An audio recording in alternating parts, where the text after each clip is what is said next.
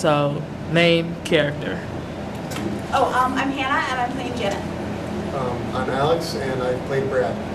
Okay, so tell us a little bit about your characters. Brad and Janet are both really wholesome kids who, I guess they've known each other for a long time. Yeah, since college. Yeah. Dr. Scott's refresher course. Refresher course. I don't know what they were refreshing for. Some science. Well, at the beginning of the movie, Brad proposes to Janet, and they decide that they have to go visit this college friend of theirs. So they're clearly just like very sweet, very nice kids. Yeah, they're virgins. Try to look at the camera as much as possible. And they're just very, I think, unaware of what's out there and what could possibly happen to them, and definitely unprepared for what happens to them.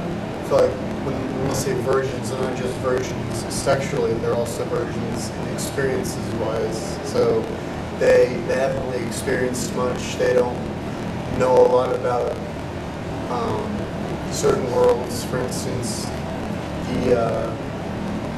Frank preferred being a transvestite, and that entire life at the castle just really throws them off, and they're completely beside themselves. They have no idea what's going on. Their entire world is kind of turned upside down. So I guess virgins would also include that lifestyle instead of just sex. How would you say both of y'all's characters are represented in society? I think Brad and Janet are useful for the audience because a lot of people seeing it, they go in and they don't know what's going on. So I think Brad and Janet are, they reflect a lot of, I think, American culture. People who don't know the kind of stuff that would go on in Frank-N-Furter's house. Like, a lot of people still don't know what genderqueer means or what it means to have fluid sexuality or, anything outside the dichotomies of gay and straight. And I think that the fact that Brad and Janet, in that weird way, become knowledgeable about this is sort of a reflection of, I guess, what maybe should happen. When people go to a film, anytime they always have to, I guess they should try to identify with any character. In this movie, I suppose certain people would have to identify with Brad and Janet, whether they are virgins themselves or they haven't been very experimental in the bedroom. They might. That was nice.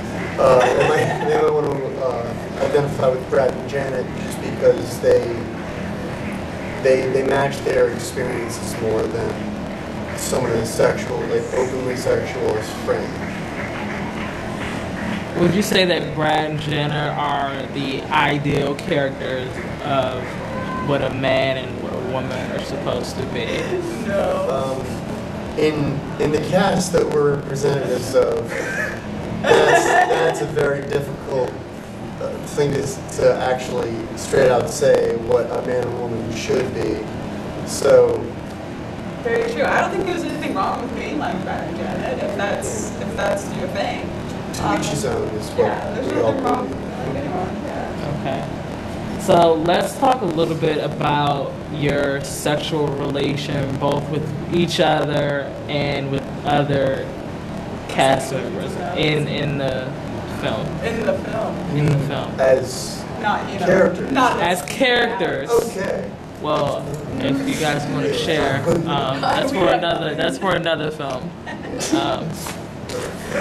Just wait. Don't mind me.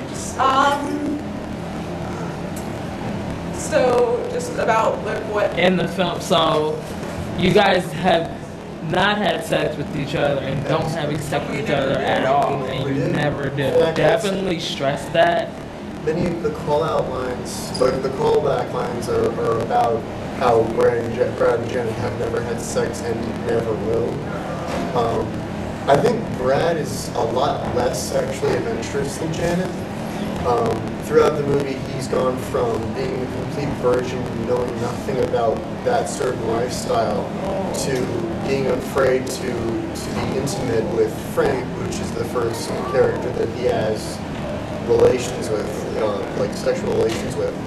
And after that, throughout the movie, he feels remorseful a couple times that incident had been alluded to, and he kind of like shuddered at it, or just he didn't think of it in a good light, and that was pretty much the only sexual experience he had for the entire movie until the orgy scene at the end when everyone's just licking everyone, touching everyone, and it looks fun, but Brad seems really awkward, and a couple of his lines at the end of the movie are, it's beyond me, help me, mommy, so it seems kind of confused.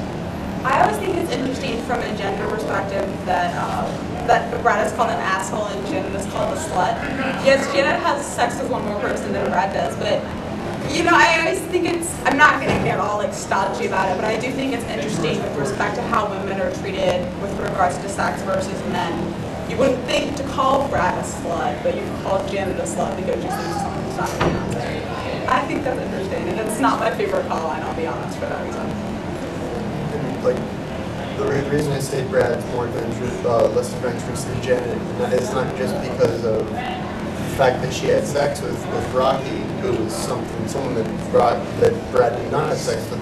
It's just that the way in which it happened,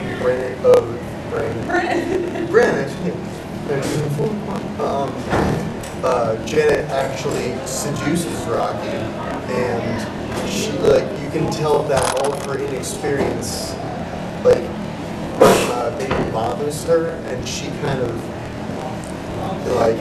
she just musters it all up, and it just kind of explodes out of her when she's seducing Rocky, basically explaining how she's never done anything like this, but she really wants to. So talk a little bit about your relationship with Rocky and how you go from really Brad. It's a really weird moment in the movie because it's almost like, I think it's less of a reaction to what she's done with Frank than of seeing Brad with Frank. That she sees it and it's sort of this, well, I guess this is a free-for-all. And I don't even think she's doing it for revenge necessarily. I don't think that's the motivation. I think it's just that in a way that seeing Brad do that gave her permission to just kind of do whatever. And then the whole night has been so surreal that maybe it doesn't matter, and sometimes it's not just me or something. This entire movie is based on, I guess, one of the views of it, not the entire movie is about, but one stance you could take was it's just kind of what is sex, and it shows not just sex physically, but the idea of sex. I mean, the fact that Janet just did that is just it's saying it's not saying that ooh, Brad's having sex with somebody, I gotta get him back, like you said. It's just hey, Brad's having sex with someone, but I had sex with that person too. What is sex? Can we just have it with anybody? Is it fun? Is it I like that, yeah. Very good. That's excellent. You guys are few of the characters that are traditional in terms of gender. You're playing the male and female roles. Does it change the way that you interact with the other characters, the fact that they're playing male roles as females? That's difficult. I've been in this cast for a while, and the idea has always been that we're not reacting with the actual actor, but we're reacting with the actor's portrayal of the character, and their portrayal. It doesn't have to be necessarily, again, since this movie's all about gender and sex, it doesn't necessarily have to be a male role, even if it's a female playing a male character. It's not necessarily a male role or a female actor or actress, but it's just that character. And for instance, Frank, it's kind of hard to tell what Frank really is. Yes, it's Tim Curry acting. Yes, we have Sarah playing Tim Curry, playing Frankenfurter, but it's really still difficult to tell what that gender is. So it doesn't really matter, I guess. You think you want to add? now. He's got it. All right, we can cut here.